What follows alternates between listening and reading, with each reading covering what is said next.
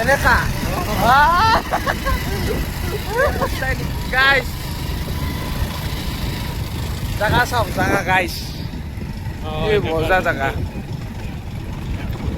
এইটো আমাৰ দুৰ্লভ দাদাই আমাৰ গাড়ী চলাই আছে ড্ৰাইভাৰ আমি হৈছোঁ কাষ্টমাৰ আহিছিলে ভৰিখন আজি মানে তিনিজন নহ'ল আৰু ভৰিখনৰ কাৰণে চিকিৎসা কৰিব আহিছোঁ এতিয়া আহিছোঁ আগতকৈ মানে বহুত ভাল পাইছোঁ